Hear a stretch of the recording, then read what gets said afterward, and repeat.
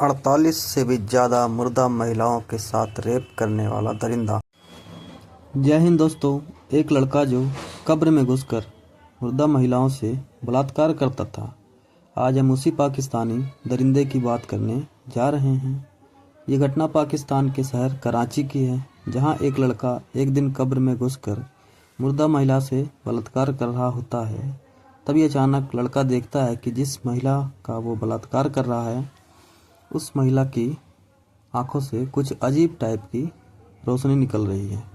अचानक मुर्दा महिला की आंखों से रोशनी निकलता देख वह बहुत परेशान होता है और अचानक उसे डर लगता है और वह भागने लगता है और कब्र से बाहर निकलकर भागने लगता है। तभी कुछ लोग उसे पकड़कर पूछते हैं कि आखिर तुम यहाँ क्यों भाग रहे हो ऐसे।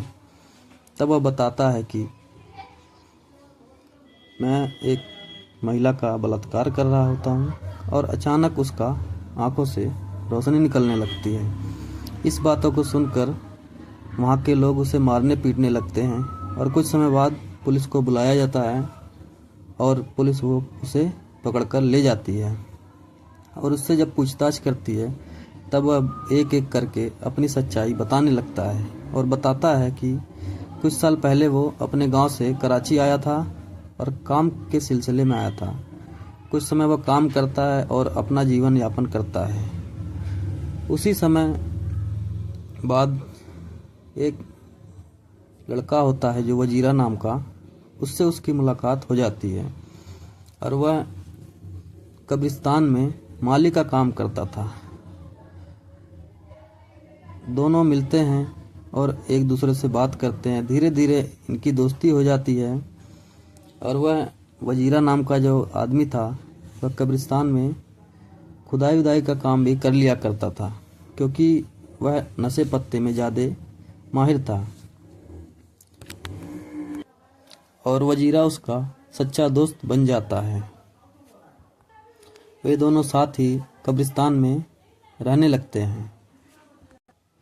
एक रात जब वजीरा कुछ खुदाई कर रहा होता है एक कब्र पर, तभी उसकी नज़र उस वजीरा नाम के आदमी पर पड़ती है और वह उसे ध्यान से देखता है कि आखिर वो क्या कर रहा है। वह देखता है कि वजीरा एक कब्र की खुदाई कर कर उस कब्र में घुस जाता है और वहाँ पर कुछ समय बिताता है और वापस आ जाता है। वापस आने के बाद वह लड़का वजीरा से पूछता है कि आखिर तुम इस कब्र में क्या कर रहे थे। तब वजीरा उसे सब बातें एक एक करके बताता है। लड़के को जानने की बहुत ही जिज्ञासा होती है। सारी बातें सुनकर लड़का बहुत ही खुश होता है। डरने की बजाय उसे भी वजीरा के कामों में दिलचस्पी हो जाती है और दोनों जाकर उसी कब्र में दोबारा से एक मुर्दा महिला की रेप करते हैं। यह सिलसिला लगातार चलता रहता है। जब भी कोई मुर्दा महिला आती है उस कब्रिस्तान में, वह उन दोनों की जानकारी आपस में साझा करते हैं और रात को वही खुदाई का काम करना चालू कर देते हैं।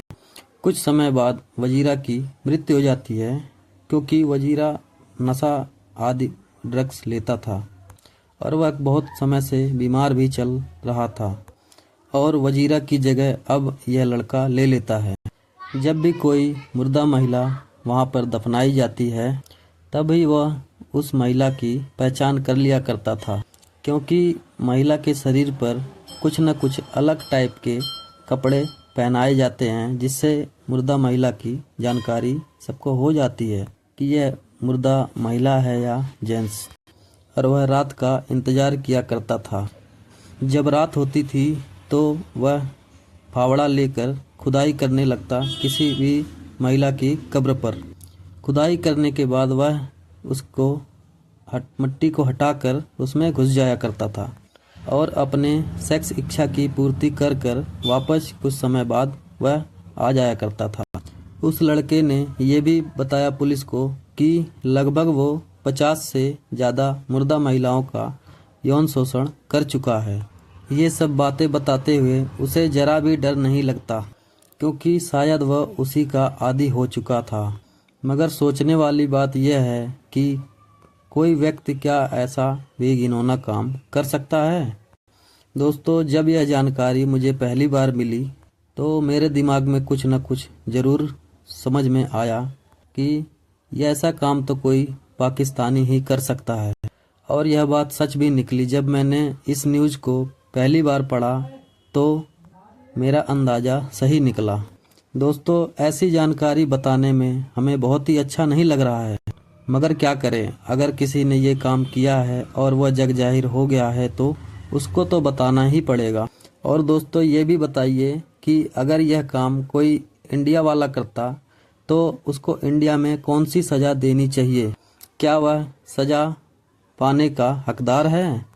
मेरी बोली हुई बातें पाकिस्तानियों को रास नहीं आएंगी, क्योंकि हर एक पाकिस्तानी अपने आप को बहुत ही शुद्ध और समृद्ध सोचता है।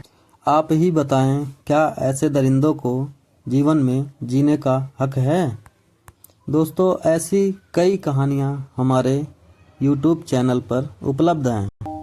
अगर आपको ये कहानी अच्छी लगी हो तो चैनल को लाइक और सब्सक्राइब करें और अपना बहुमूल्य कमेंट जरूर करें। जय हिंद, जय भारत, भारत माता की जय।